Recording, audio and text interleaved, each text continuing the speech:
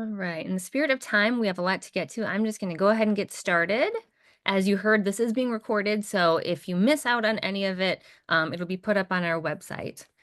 So just first, a little bit about Bright Spot if you're new to us. We are a community of parents with cancer who are diagnosed during pregnancy or while raising young children, and they are living anywhere in the United States.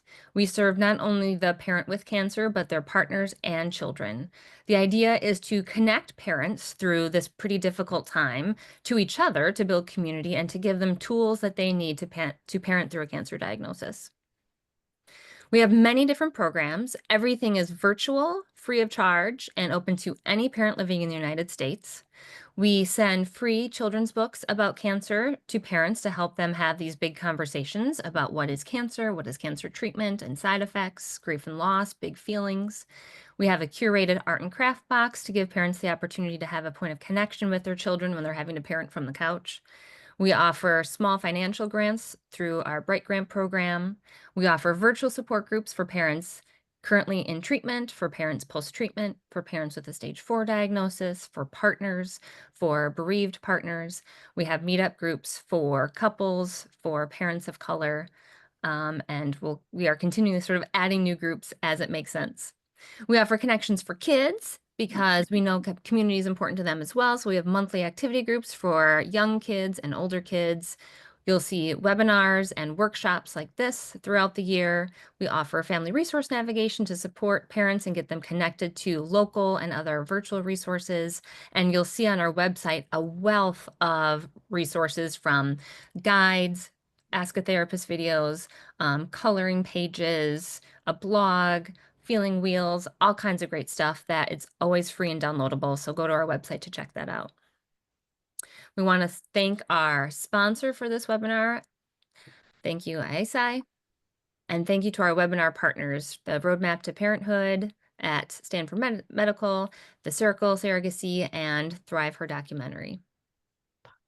Just wanted to give a shout out for our next Parenting with Cancer webinar, which will be Navigating Cancer as an LGBTQIA+ parent. That will be Tuesday, June 17th. You'll find that on our website soon. If you have a question, please type it into the Q&A. You can check send anonymously if you want to be kept anonymous.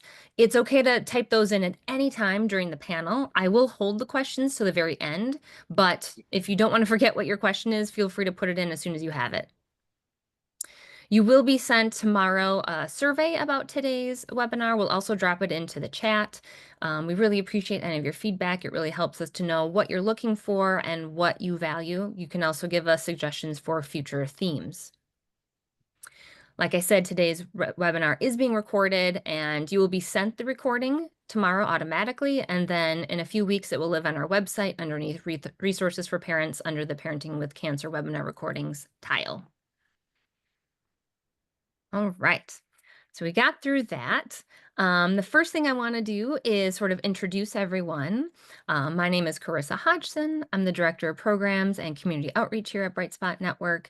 Really excited to moderate this panel. This is a topic that comes up very often in our community, and while it's pretty niche and focused, it's very important that we talk about it. So excited to get to the questions. So let's see, Jen, would you mind introducing yourself?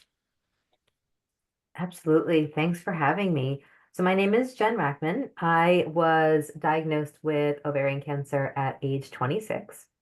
I was not a parent because I was 26, but in any case, I lost my fertility.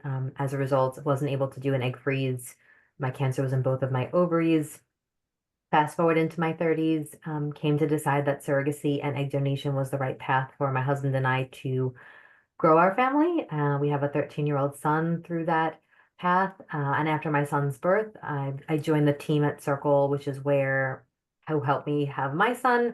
And now I get to be the person who supports others. I'm a social worker, has always been my background, but I now get to support others in their road to grow their families. And I meet a lot of survivors who are coming to this process because of navigating a cancer diagnosis while in their family building years. Some already have children.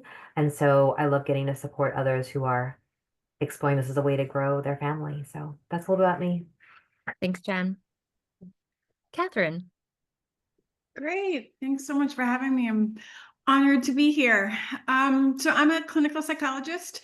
I'm at Stanford right now, and leading the Roadmap to Parenthood study, which you had mentioned. As a psychologist, I've been in the world of cancer and cancer survivorship for a long, long time, primarily around the long-term effects. How, cancer doesn't end with the end of treatment. How does it impact you and your life and your family, moving forward?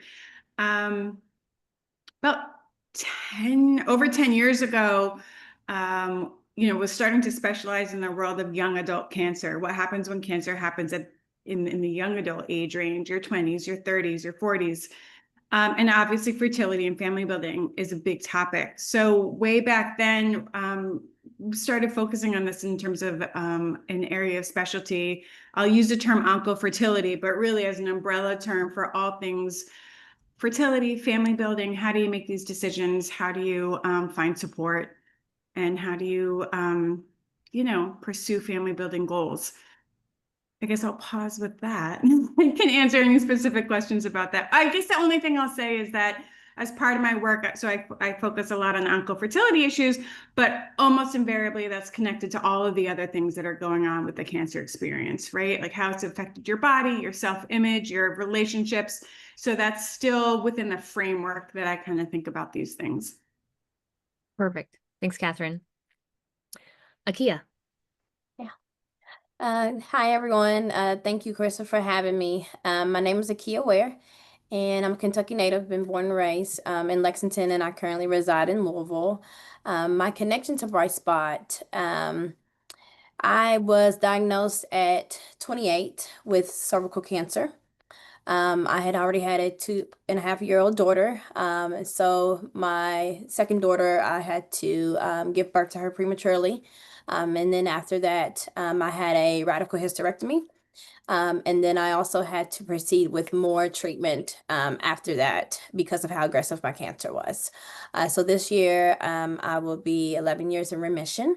What I love about Bright Spot is because it offers the support that I feel like I needed at that moment. So I'm glad that the organization exists, and I think that it will definitely help young mothers, young adults who are trying to get through that diagnosis or get through that process after cancer, and trying to figure out about how they can navigate through motherhood. But fast forward to today, we fostered to adopt our youngest two children, so that we're in the process of that because that was always our goal, to grow our family. So we are able to do that despite, me not able to have any more children.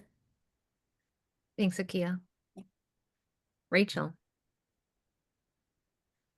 Thanks so much for having me. My name is Rachel Liebert. I live just outside of New York City. I went through treatment for breast cancer a little over 5 years ago when I was 34, and I'm a parent to two sons. I have a 7-year-old and now a 3-month-old.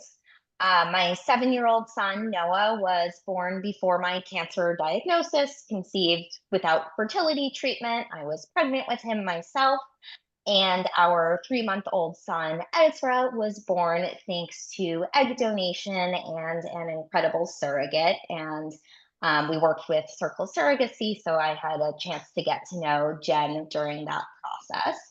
Obviously, a lot happened in the years between Noah and Ezra's births. I was diagnosed with breast cancer when Noah was 2 years old. I went through chemo and radiation and surgery, and also had my ovaries and uterus removed because I have a genetic mutation, which gives me an increased risk of gynecological cancers. And I had not had time to do fertility treatment before beginning chemo.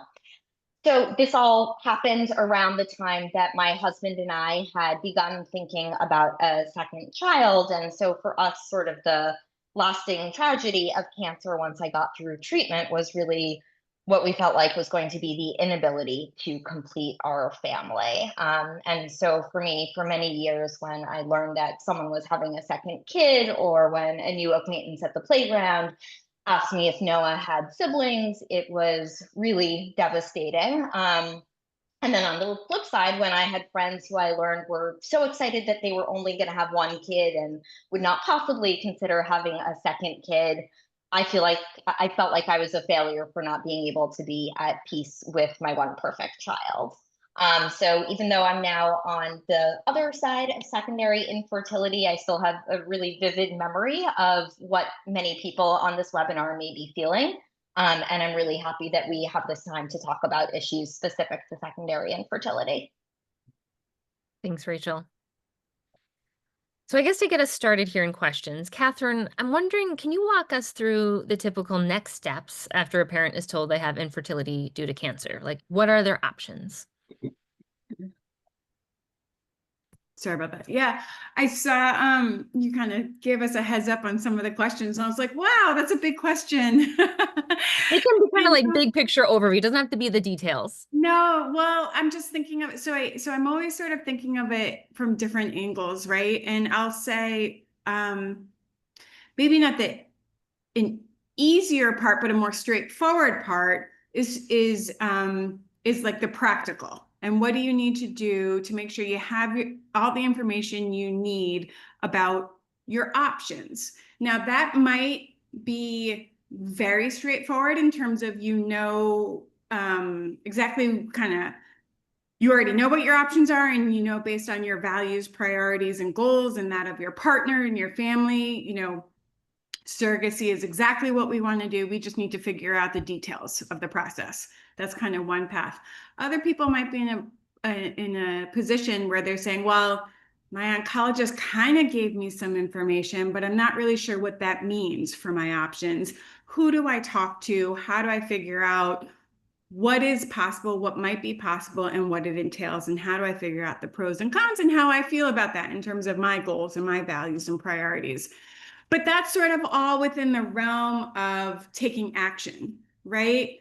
Gathering information. What are the doctors and the specialists? Do you need any kind of follow-up evaluation or care related to reproductive health or reproductive potential? What your chances might be, in order to then start to think about those decisions and what steps might be best for you and your family, if you're involving family. So that's kind of one area my brain goes to. But the other area is sort of like, how are you taking care of your emotions around this? And that, in a lot of ways, also depends on where you are in your cancer experience. And I found that there's so much overlap in terms of coming through cancer treatment, finding out how it may have impacted your body, either in the short term or the long term, temporary effects, permanent effects, what that means for reproductive health, reproductive potential, and family building options, and how is that impacting how you feel about yourself, how you feel about what this means for your future, how it impacts relationships. There's a lot in that bucket, right? I'm going to try not to ramble, because we'll get to some of these topics, or if anybody has questions about specific ones. But just two main themes that come up a lot with my patients is, one, the timeline thing. All of the messages you receive from the medical center are that you finish up treatment. They say, come back in 3 months for a checkup. Hopefully you're cancer free. Go back to normal life and be happy, right? All of the messaging is like, you should be better now. You should be happy to be alive. You should be grateful for your child that you have, right? Maybe. And there's just all of this messaging and pressure to feel okay. And two things with this. So one, timeline. When I work with my patients, it isn't until the end of treatment that I think that's when the hard part starts, psychologically and emotionally. That's when you're like, my life just got turned upside down. What does this mean? You only start to process and figure out, what does this mean for me and my future and my family? At that, when you go through treatment, you have a playbook, and then the playbook's done, and there's no more. So allowing time for that, allowing space to figure that out, and getting the support you need. And secondly, remember, two things can be true, right? Of course, you're grateful to be alive. Of course, you're grateful for the family that you have.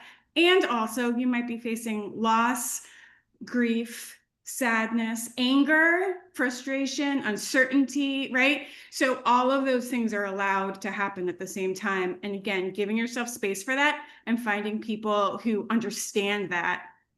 And there's not that forced positivity that you have to deal with. So I'll pause there, happy to kind of like ramble about any one of those details, but I wonder if you guys have thought of the same thing or, you know, experienced similar things. Thank you, Catherine. That's perfect. And Jen, I'm curious, I know that we just covered some of the feelings, but are there, additional common emotional responses that you see when you're working with folks? I'm like nodding along as Catherine's talking. I'm like, yes, all the things. I 100% agree. Um, I always say there's no right or wrong way to feel, and I agree with you completely. It's okay to feel all the things at once. Like you can be grateful of gratitude. When I meet survivors, I feel like there's like two buckets that they fall into. They're either like super positive and super optimistic and super hopeful and trying to live in that space, or they are living in I'm still stuck in my grief and I'm struggling to figure out how do I get out of it? How do I accept what's just happened? And sometimes it's a bargain back and forth between both. And I think all the feelings that are associated with the grieving process come to play here, right? So whether it's anger, whether it's frustration, I have lots of folks that are upset that the surrogacy timeline takes so long, costs so much money. Here I am, I wanted to have more children and then I could do that for free. And yet now all of a sudden I'm hit with this additional time and price tag that I shouldn't have to do, and other people don't have to do. So all the emotions between anger and sadness and disappointment. But then I also think hopeful and optimistic. And I know I agree, Catherine, there's this pressure of like, you should be okay. I remember like every time my father would say to me, oh, that's, like, I'm so glad that's behind you. It would like a stabbing feeling of like, what do you mean behind me? It's so present. It's so part of everything that's happening. Um, it's never quite always in the rearview mirror. Even I'm 20 years from my diagnosis, right? 21 actually. And it's like, even still to this day, it feels so present when you have these conversations. So I think there's no right or wrong way to feel. I think feel all the emotions is completely okay. No, don't feel pressure to feel a certain way. And you might go back and forth. Like I remember being at one point saying like, okay, we have a plan. There's something about forming an action plan, right? Whether that's if your family is not complete, if in your heart you feel you wanted to have more children, you still want to have more children, there's ways to figure out what that plan will be for you. And everyone's plan is different, right? On this call, we have surrogacy, we have egg donation, we have foster to adopt. I think there's so many paths to take. And I do believe there's some grounding that comes with just forming the plan. And even though the feelings can still all be there about it, I think that I do see people when they make that transition to this is the right path for me, there's something empowering about that, and taking that control back can make, a lot of those positive feelings kind of easier to connect with. And if I can jump in, even if that Please. plan is just for step one or step two, like my plan is to see the specialist and then I'll take it from there. The three hardest, or at least in my experience working with patients, the three hardest parts about cancer and the aftermath is dealing with uncertainty. What does all this mean? What's it going to look like? Lack of control. I don't have control over what's this going to look like. And that's anxiety provoking and feeling isolated through the process. So wherever you can kind of chip away at some of that, even if it's, short term, can help and feel empowering. Yeah, I agree, Jen. Let's start digging into some of these options. Like you said, we've tried to represent a lot of different options for family building here. So, Jen, can you tell us more about surrogacy? Like, what does that process look like? Are there potential drawbacks? What are you constantly talking about with the parents you're working with? I mean, I think once part of my role initially is to talk about like the acceptance of not carrying this pregnancy, and if they've carried pregnancies before, navigating those differences around what will it feel like to know what pregnancy is like, and in this experience to know pregnancy from a different vantage point, right? So like just accepting and coming to terms with how do you feel about trusting this unknown person with this amazing responsibility, and just kind of tapping into that a little bit initially, helping them understand how they're feeling about coming to a process like this. Surrogacy is an amazing option for folks that, for me, it didn't feel safe to carry. I had my uterus, my ovaries came out, but I had my uterus, and no one could really tell me if it was safe to use it. They were putting me in this menopausal state, and to suddenly stimulate it, there was a lot of unknown and a lot of uncertainty. So surrogacy is a great option for folks that don't know if it's safe to carry, maybe on, for breast cancer, might be on long-term treatment regimens that can go on for 5, 10 years that are not safe to always go off.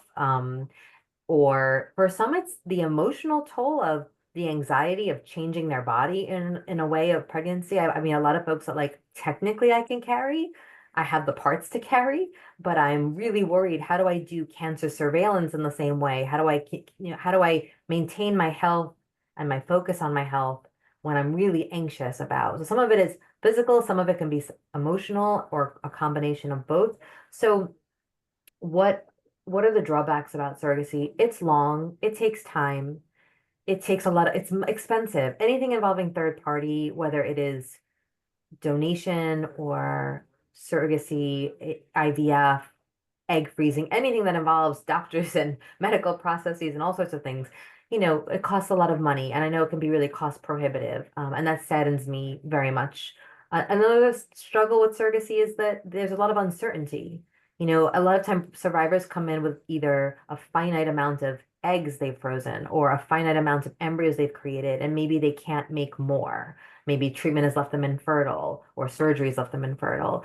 And often it's this pressure of, I have 1 or 2 embryos, and what if they don't work? And what if this isn't going to be a possibility for me? So kind of navigating the uncertainties, which exist for everyone in surrogacy, but I think especially with survivors, because life has taught you that things can be uncertain, that feeling of, I can't control this, can sometimes be very layered with the experience with cancer because it brings up similar feelings.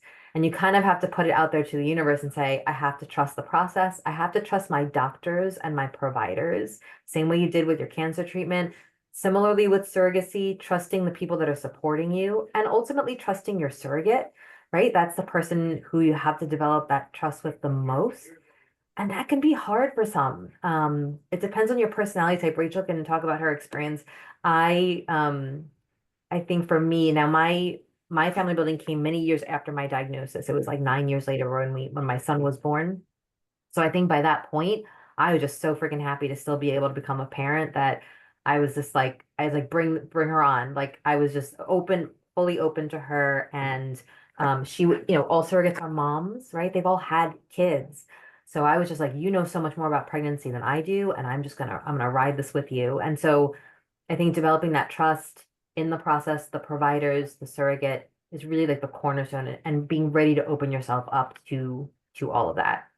That's a long-winded answer. Oh, that's perfect. Thank you. There's so much content here. So Yes. yeah, so now I would love to hear from a parent because Rachel, and Jen, we heard a little bit of your story with surrogacy, but Rachel, we'd like to hear more about what that was like for you and your family.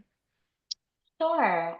So my husband and I waited a few years until after I ended my cancer treatment to feel like we were in a position to really explore if and how we could complete our family.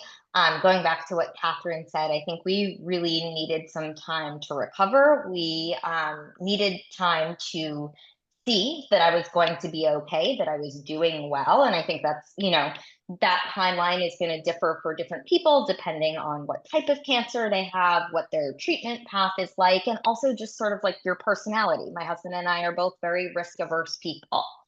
And we also really needed some time to sort of rebuild our coping skills. I think at the end of my cancer treatment, and that, happened to lead directly into the pandemic, I finished radiation sort of the day the whole world shut down. We needed some time to just replenish our ability to deal with hard stuff. So about 3 years later, we got to a point where we had regained some of that coping ability, and also where it was just really wearing on me to not be moving forward with figuring out if and how we could complete our family. So we started out by exploring both adoption and surrogacy, ended up deciding that surrogacy was the best fit given our particular circumstances. We knew that we would also need to use an egg donor, and so we began meeting with different agencies. And it was a time-consuming process. We wanted to really get to know different agencies, different ways of finding an egg donor, how to do everything, and ultimately decided to work with Circle. And sort of then after that, a lot of it was about being really patient and letting go of control, things that Catherine and Jen have both talked about. Um, and also sort of accepting how different it was to have a child through surrogacy, right? Having to trust other people with really big decisions, having to pay a lot of money, yes, also having to do things like go through psych socials to have a baby, to have an egg donor, that type of thing that I really had to sort of let go of my feelings about and just sort of let wash over me and accept that this was the process, and I was going to get through it. It was going to be hard, but I was going to get through it. It was also really nerve-wracking thinking about, will a surrogate want to work with me? Will the fact that I've had this cancer diagnosis make a surrogate nervous to help me complete my family? I was so nervous the night before we did a Zoom meeting with our surrogate. The way it worked for us is the agency sort of presents potential matches to both a surrogate and intended parents. If both sides sort of feel like it might work out based on what you read in paper, then you go ahead and have a Zoom meeting. And so I'm comfortable speaking in something like this, but I'm very shy, sort of chit-chatting one-on-one. And I remember being absolutely terrified for that meeting. But really quickly formed an amazing relationship with my surrogate. I think it was really helpful having been through a pregnancy and birth and being a parent myself. Of course, there are first time parents who are wonderful intended parents when going through surrogacy, but I felt like it helped me and my husband know how much control we had to let go of, how little planning ultimately really matters, right? Like pregnancies are going to go the way they go. Pregnant women are going to eat the food that they need to eat for their bodies. I know a lot of people want to work with a surrogate who's only going to eat organic and follow a certain diet. And I totally get wanting to maintain control and do the things that you think you would do yourself. And I also was able to remember I'm super healthy. I'm mostly vegetarian. And also for 3 months of my pregnancy, all I could eat was fried eggs in a ton of butter. And that's what kept me alive. And that was fine. So I didn't really care what my surrogate was going to eat. Like I wanted her to be healthy. I thought that was good for her, but it was just helpful being a parent already to let go of some of that control. We ended up deciding to move forward with the first surrogate who we met.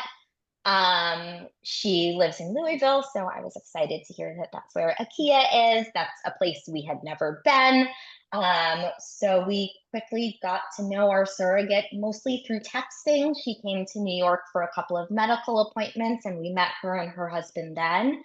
And then developed a really deep and I think very lasting relationship with her, mostly over text during the pregnancy. We would call occasionally, we would FaceTime during some appointments. But a lot of it was just daily texting, checking in, getting to know each other, learning about each other's families and lives. We went down for the 20-week appointment to Louisville and got to spend the weekend with our surrogate and her family. And we brought our son to that. And then had lots of plans in place for being in Louisville 2 weeks before the birth, and we were going to be there, and we had a wonderful birth plan. And instead, our baby made an unexpected surprise entrance at 34 and a half weeks, and we missed his birth and got there about 10 hours later because our surrogate water broke completely unexpectedly an hour after the last flight from New York to Louisville. And everything was still perfect. And, it was a very different way of having a baby, but he is just as much my baby as my older kid is. And I don't know, that was kind of a rambling story of my surrogacy experience, but I can go deeper on anything that interests people. It's a lot. It's, no matter what there's always a good birth story, right? It sounds like just a lot of flexibility and openness that really helped to make that experience good. Thank you, Rachel. Absolutely. So Catherine, I'm wondering now, we've heard about surrogacy. I'm wondering if you can share more about assisted reproductive options such as IVF. Like what do those options look like and what are potential drawbacks? Yeah, I want to come back to sort of, Rachel, your emotional journey in IKEA when you talk about making your decision. So I'm like putting a pin in that. So I am a psychologist. I'm not a reproductive endocrinologist. If you think that you need assisted reproductive technology, eventually, you'd get connected to that type of a fertility specialist. Let me walk through some just kind of logistical steps. I work with a lot of patients who think that they still have reproductive potential. They might be able to use their eggs, or they have a uterus. But again, coming back to cost and insurance, seeing your regular OBGYN might be an important first step, just to kind of get beginning hormone levels checked, or ultrasounds of what your ovaries look like. So depending on your situation after cancer treatment, and what organs, reproductive organs you still have, that might be a good first step before, if you don't have insurance coverage, to see a reproductive endocrinologist. But eventually, that is this type of specialist who would, oversee any kind of an IVF cycle, and is involved in surrogacy as well, right? Because that's, who's doing the egg retrievals and the embryos and the implantation.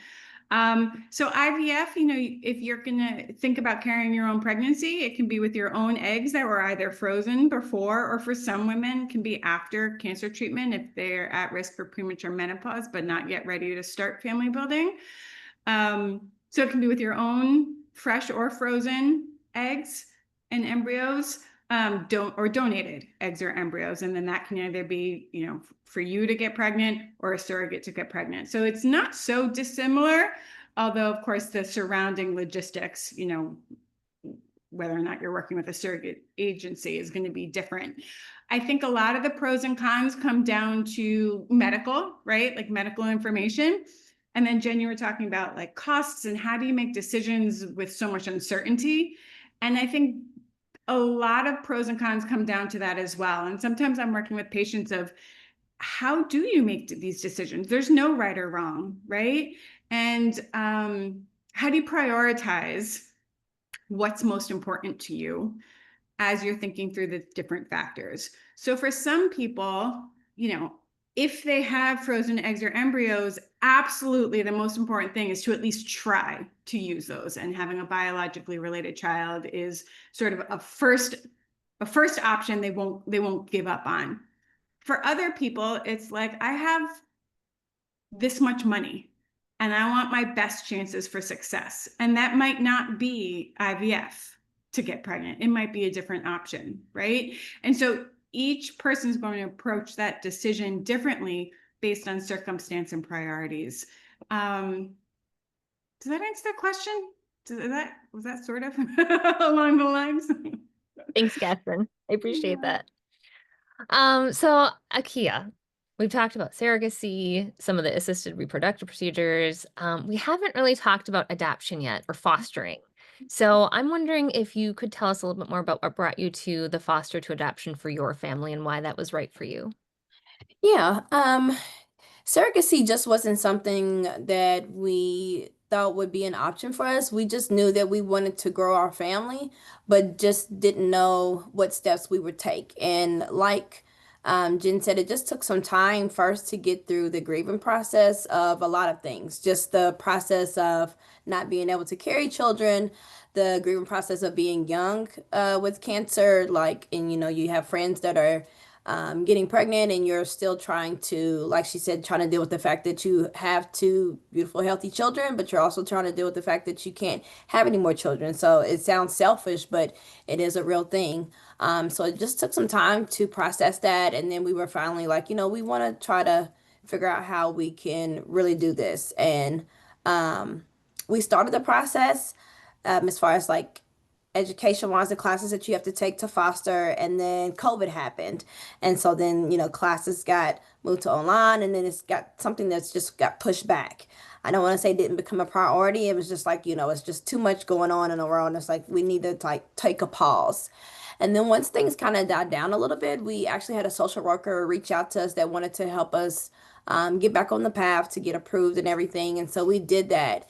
And within a month, we, got a call that, there was a baby that was just born, and if you all would have her, she would be ready for us to go to the hospital and get her that evening. So, that was kind of shocking to us that it happened so fast because we heard the stories about trying to foster through the state. We've heard horror stories and we've heard great stories. So, while it's not an easy path, it is difficult, dealing with the state and just the situations in general that, some of these kids can be involved with, but it has worked out for us. And then I would say a month later, we thought to ourselves, is it something that we want to do again? Because I've always wanted to give my husband a son. And at this point, I had three girls, and we said, why not? Let's try this again. And literally again, a month later, got a call about a 2-year-old little boy that needed a home. So, our journey has definitely been challenging, like I said, but it's been a blessing and it's what works for our family. And so we are complete and we are whole. And so it's just been an acceptance of trying to, we didn't do it the natural way of what some people have been blessed with, but this is what, God had in our plan. So it's something that has to be accepted because we would not be here with our children if it didn't happen this way. So, as bad as the situation was, we're happy that we made that decision. So I would just encourage anybody to just, look into it, think about it, speak to people that have done it before. There are support groups, foster network support groups of you can ask questions to some of those parents that are, going through the process now. It's like I said, it's not a quick process. We are 2 years into it, and we're just now getting like a final court date for our baby, our 2-year-old now, next month. So, like I said, it's you have to have patience. I know that's hard to say, but it is worth it in the end. Can I ask a quick question? Yeah. I work with so many patients who are just feeling so overwhelmed with the uncertainty of how they'll feel Hmm. going through this process. Like you have an image of what become, motherhood, the journey to motherhood. Yeah. And as humans, we're really bad at predicting our emotions in the future. We're just Mhm. terrible at predicting what we'll be okay with, what we'll be happy with, what we'll still be grieving. So, how did that journey look for you guys from the beginning, where it feels maybe just foreign or maybe a little scary, to now you have your family that you can't imagine not having, right? I would say I had that with both situations with my biological children and my children that I'm fostering because with my child, I was pregnant while I was diagnosed. So I had to get some sort of treatment while I was pregnant.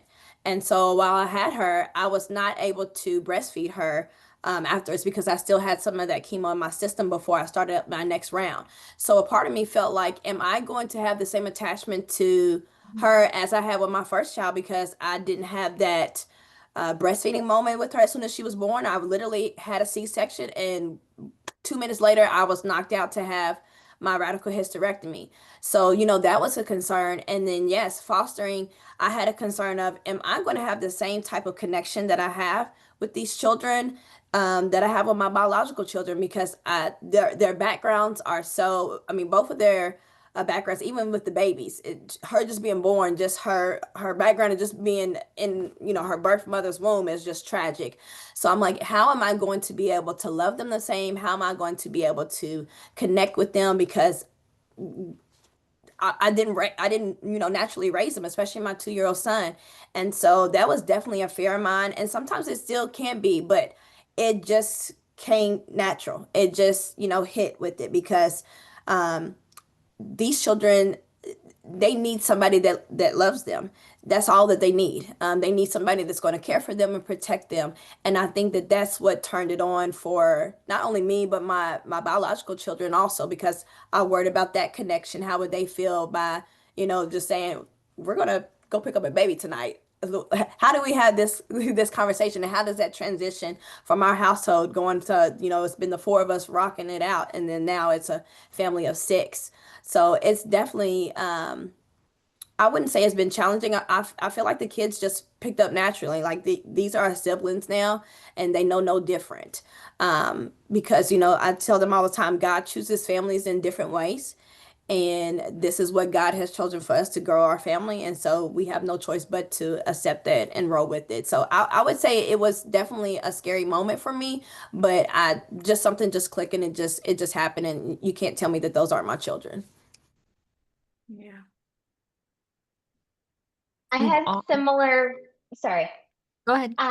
I had similar questions about whether not breastfeeding Ezra would make my relationship feel any different. I personally, and I think lots of people do have different doubts. I didn't have any doubts about, him not being pregnant in my body or the genetic connection, but I had really valued my breastfeeding of Noah. I ended up breastfeeding him for about 2 years, and so I was curious about how it would feel to form a relationship without that part there to bond.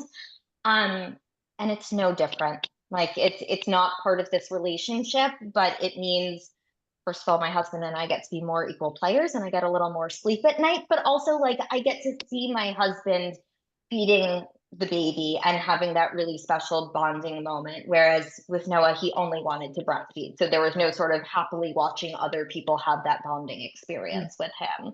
I get to see my 7-year-old feeding the baby. So it was a concern, it was a question that I had, not necessarily a concern, but a question that I had. And it just sort of, then you're holding your baby and it's just your baby and it doesn't matter. And I think it would also be okay, like if it does matter and that makes you sad or have feelings. But I will say, in my experience, it just, once I was holding my baby, all of those ideas went away. Well, I think that's the takeaway from both of your stories, that it's absolutely human and okay to have all these emotions and also to have faith that things work out and figure themselves out, and your story will be your story.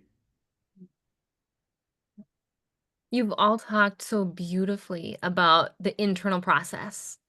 And I'm wondering if we could spend a few minutes talking about how secondary infertility affected your partnership, your children, maybe even greater family.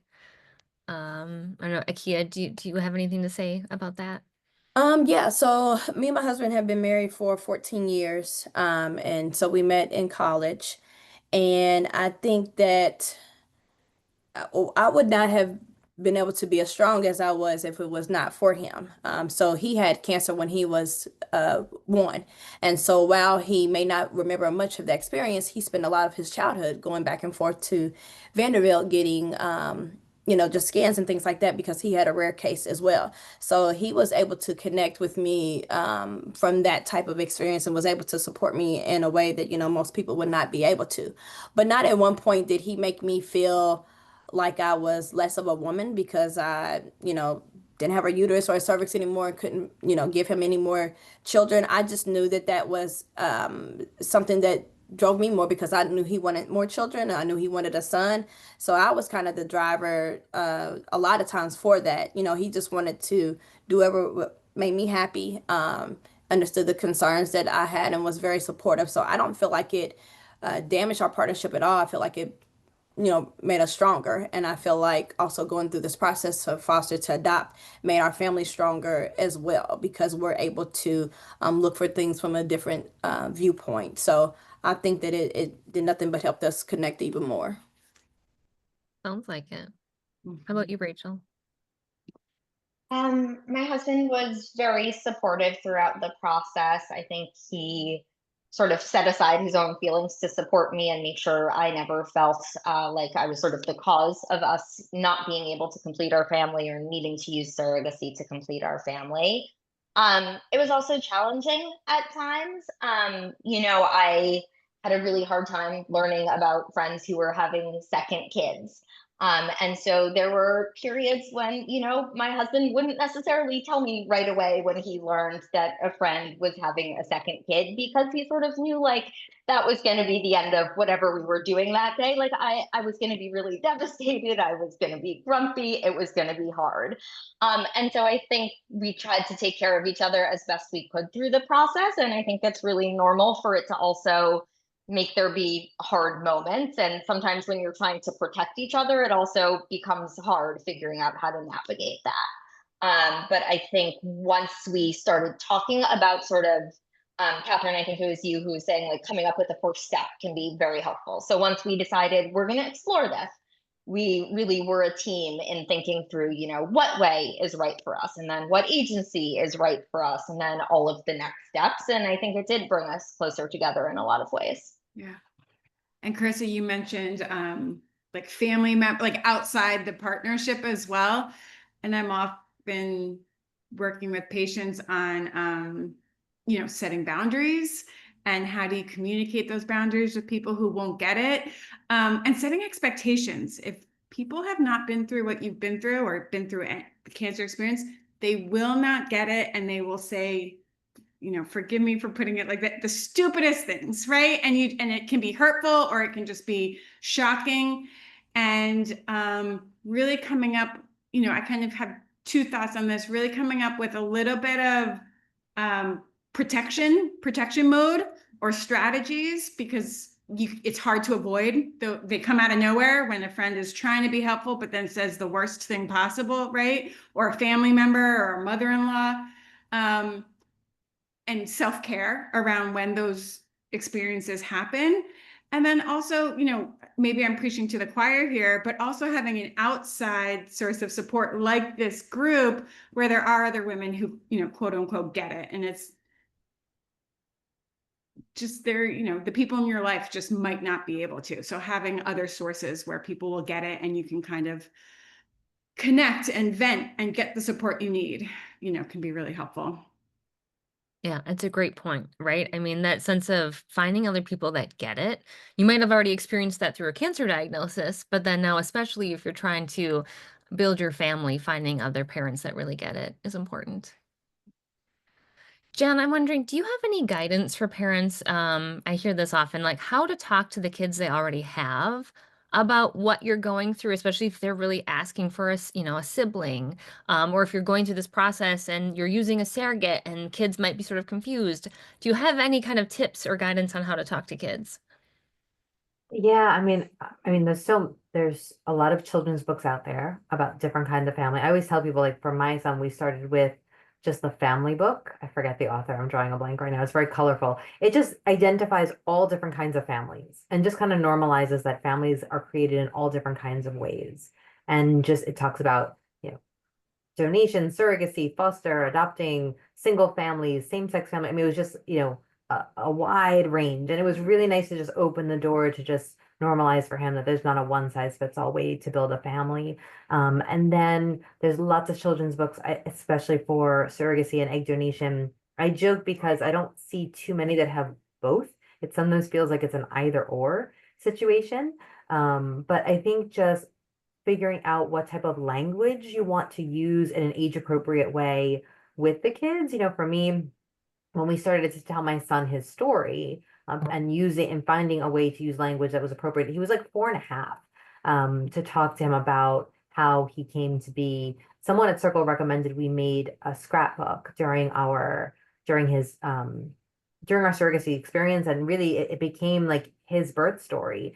And so we read him his story. And I always tell people, like, find a way to convey, whether it's through a book that you get or a book that you create or something, to have language that, and we didn't really know what language to use. We deferred to some children's books. We talked to some folks, some that gave us resources at our agency. So I would just do some, read some other resources that can provide language that you feel comfortable using. It didn't start with, at 4 years old, I really didn't get into what cancer was, right? So it was like, mommy had a boo-boo in her belly. And because of that boo-boo, mommy needed help from another lady who's called a surrogate. Her name is Chantel. She lives in Utah. She carried you in her belly. And then it was like, well, how did I get in her belly? Well, a doctor put you in there. Well, how did I get so small? And then it went from like eggs and sperm make an embryo, and the doctor puts you in there. And my favorite book was called The Kangaroo Pouch, and it was a kangaroo couple that had a pouch that didn't work. It didn't say why. It didn't say it was infertility. Just the kangaroo couple couldn't get their pouch to work and needed the help of another kangaroo couple to carry the baby in there. Like really simple animal analogies worked really well. So I would just say find, resources out there like that can just, I know there's, I know you guys have resources around talking to your kids about cancer and the diagnosis. My conversation about cancer came a little bit later with my son. He was probably more like 5, 6, 7, somewhere in that range. About what that boo-boo was. And we went into more detail about that. Then I would say by 7, 8, it was What does it mean to use an egg donor and genes and heredity and things like that. So it's really just, it's been an evolution. And I would just encourage the folks that are listening to find the language that you feel comfortable with. But my advice always is don't wait for like the right time, or wait till the kids are older. I've had folks come back to me, kids are 7, 8, 9. Oh, I never told them that we use an egg donor. How do I open the store all of a sudden? And it starts to feel like a burden, and it shouldn't feel that way. So I would, for us, the conversation kind of crept up naturally around 4, 4.5. We were talking about pregnancy all of a sudden. There was like a fascination of like, there's a baby in that belly, and like, well, how did it get in there and how does it get out? And it felt like an opening of a door to just talk more about his birth story. So I always tell parents, like, trust, you will know when it feels like the right time to open the door. I don't think there's like a set time or a set way, I'm confident that everyone figures it out one way or the other. Thank you for that. I don't currently see any open questions, but I just want to invite the people who are listening here. If anyone has a question, feel free to put it into the Q&A right now, and I'm happy to pose it to our panelists. And as I'm waiting to see if anyone has that, I'm just want to open up to the full panel. Like if anyone, speaking of great resources or support, if anyone like had a go-to book or support group or something that they felt like was really meaningful, we would love to hear it.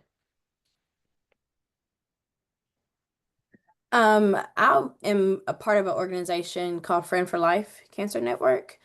So I'm a board member on there, and I know that after my cancer diagnosis, when I was in remission, I'd say about in 5 years, I was trying to think about a way to give back, because not only did I not have that support, as I was going through it, I didn't see a lot of people that were like me at the doctor's office. Like they were mainly, older people, or, I was the only one that was pregnant going into the oncology office. So that network, it will help pair, survivors or people who are recently diagnosed, pair them with someone that is similar in their situation.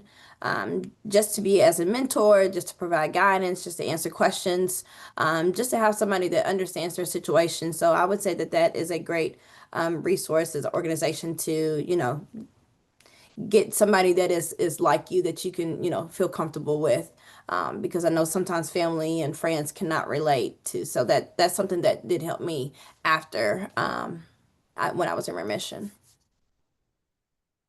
Thanks, Akia. I put the link in the chat for people to check out. For me, it was really helpful that at the at Circle, the agency we worked with for surrogacy, Jen led a support group specifically for women who had dealt with either cancer or some other medical diagnosis that had led them to surrogacy. It was there were several groups, and it was the one group where I really felt like I connected with people and, ended up forming bonds that went beyond just the group that Jen led.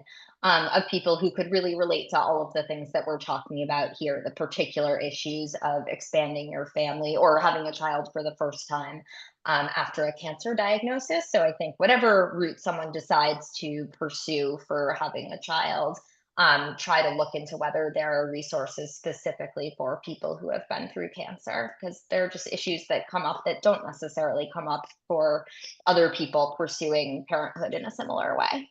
And then I would also just very briefly to go back to the question about like, how do kids respond? When we went to tell our 7-year-old that we were gonna have a baby, I was really prepared for it to be a conversation about surrogacy.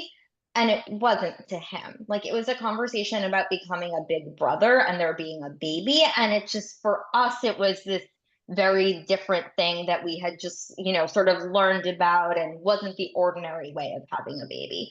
But I think for most kids, if you act like something is normal, it is normal. I don't know if Akia found that with adoption as well, or fostering to adopt.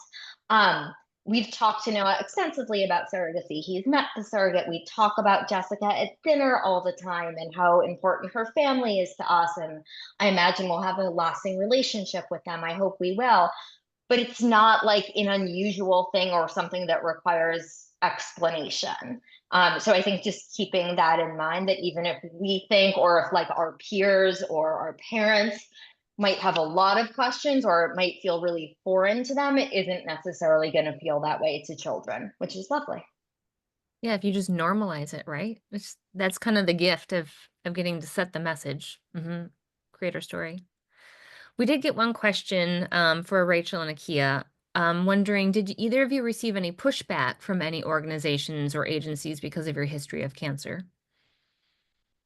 No, actually, we didn't.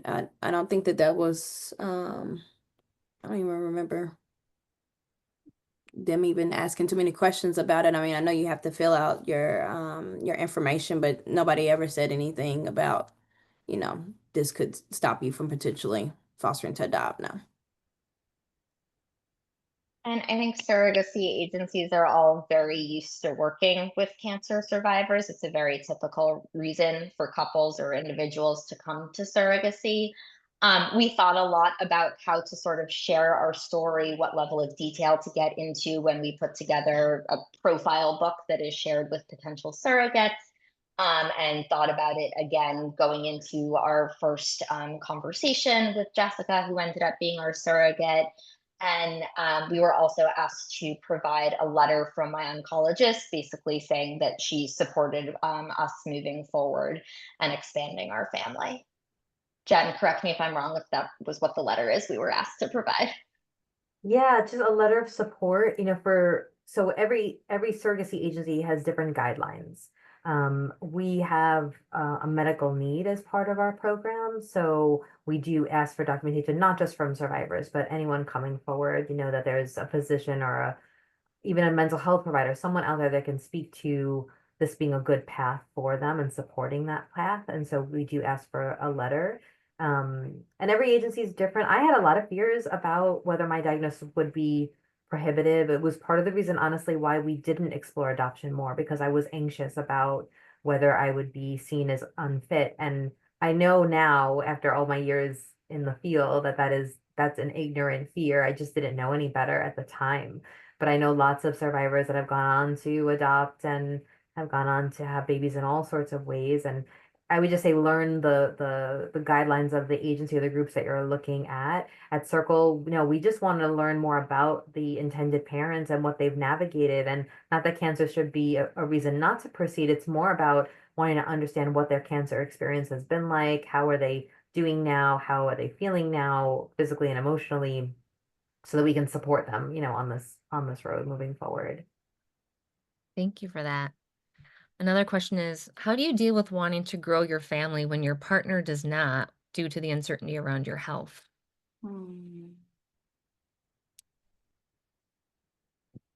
I can, Rich, I don't know if you guys can comment on if you had any of those kinds of conversations, but these are big, big life decisions.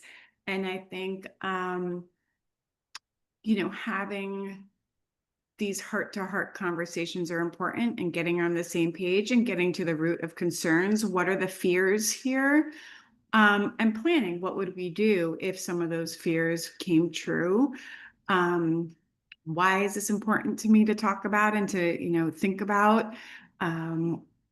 What can be done to alleviate some fears? It might be helpful to talk to a mental health professional or counselor to help guide some of those, especially someone who is in the space of either cancer or infertility. You know, infertility after cancer has been, the two of them has been termed a double trauma in the literature. And I only say that to highlight just how big a deal this is. And it really is it can be a really hard thing to navigate, and understanding that and allowing space for all the messiness, that you're two individual humans that are going to have your own emotions and your hopes and dreams and your fears and anxieties, and figuring out that messiness is going to be part of it, because this is big stuff. So if you can kind of, when stressors are lower, when the kids are in bed, or whatever time works for you, where you can have some protected space, and it's not a one-time conversation, but probably an ongoing conversation, but to really get at the heart of some of those fears, or how they're thinking about their decision. And then reaching for outside help if it feels like you need help navigating, would be my idea. Thank you, Catherine. That's great. I have one more question I want to get into. I know we're almost at time. I have a few more things to do, but this is a good question. One person's wanting to know, she was diagnosed with leukemia while pregnant with her third child and ended up having to terminate the pregnancy to start treatment. She also has a 4 and a 6-year-old. Everyone always says to be thankful for the 2 healthy children I have, and I am, but how do you manage feeling unsure about whether or not you want to go down the surrogacy or in general another child route? There will be a larger age gap than originally thought. How do I know if I'm okay with having 2 and moving forward with life as is? It's a big question. I would say as far as the age gap, to not let that be such a concern. So I know, so I have a 13, a 10, a 4 and a 2-year-old. So of course, there is an extreme gap there. But I tell you what, you got to train the older kids to help you with the younger kids. So it's definitely helpful. So I have everybody changing diapers. Everybody's learned how to make a bottle. So it is a good family bonding moment. So don't think that it's going to be so bad because there's such an age gap. And just think about when they're off to high school and you're restarting again, at least you got a little bit of a space so you can get your money back together. So don't think about it as being so negative. Just get your older kids involved when it comes to helping take care of their siblings and just teaching them. Honestly, I mean, I think it helps them. I think it helps them mature. I think it helps teach them responsibilities. To say, you gotta help me take care of your siblings. We're in this together. So don't think that that's such a negative reason to not, because they're going to be such an age gap. And I think in general, it's along the larger theme of like life looks different now than I had thought it was going to look like in a lot of different ways. And this is one of them. And there's clearly no right or wrong answer here, right? So it's some soul searching of what do I want? What's most important? What's best for my family? And a little bit of an openness to cancer shook my life upside down. And there's a lot of different ways that things are feeling unexpected and not how I had planned. And coming to terms with that can feel uncomfortable. But the kind of this broader theme, and I'm not sure if there's examples in other areas of life where you rose to the challenge and you figured it out, or it was different than you thought, but it turned out okay. It's along that same theme. I think time is helpful in figuring out if you can, be happy and full with 2 kids, or if you need to pursue having additional kids, or at least try that. And sort of going back to what Akia said about having a bigger age gap is going to be different than a lot of people we see, but I have found it to be really wonderful so far. We're only 3 months in. When people say to me, "Oh, that's a big age gap," if they don't know my story, I'll say like, "Oh, it's not how we planned it, but it's actually been really lovely so far." And it's also the same thing with cancer. Like once you share that you have cancer, suddenly everybody has cancer or knows somebody with cancer. Once you share that you're having a kid through surrogacy, everyone knows somebody who's done surrogacy. And like once I share that I have a 7-year-old and a 3-month-old, a lot of people share with me about their really great relationships with their siblings that are like 8 or 9 years older or younger than them. So maybe that gives you a little space to take your time and figure things out. And also you could decide to like pursue different options and meet with agencies for surrogacy and adoption, and then still decide you don't want to do it. You could start going down the path, and that doesn't mean it's the right option, but maybe you need to learn more to make the decision, even though it's exhausting. Yeah. Thank you, everyone. That was wonderful. I realize we've gone like 4 minutes late. If any of the panelists need to drop off now, that's fine. I want to let everyone else know that's still listening that we're going to get to an exclusive sneak peek to a documentary. We have the director here that's going to show the first 5-minute trailer. So we're going to do that in just a second. And again, if anyone needs to drop off now, that's fine. Before we get to that sneak peek, I wanted to just share a few last slides. The first is my apologies. I inadvertently left off one of our sponsors, Servier, as well as ASI have sponsored this webinar. So grateful for that. Please follow us on Instagram. It's where we highlight a lot of our programs and some of our great content. So we encourage you to follow us on Instagram. We will be sending out the recorded link to this webinar tomorrow, as well as a guide that we created for parents navigating secondary infertility, and we'll send the links to Roadmap to Parenthood, Circle Surrogacy, and the Thrive Her documentary. And of course, last but not least, the survey. I'll drop that in the chat now, but don't worry, we'll send you the link in tomorrow's follow-up email as well. So, okay, I'm actually going to stop recording here.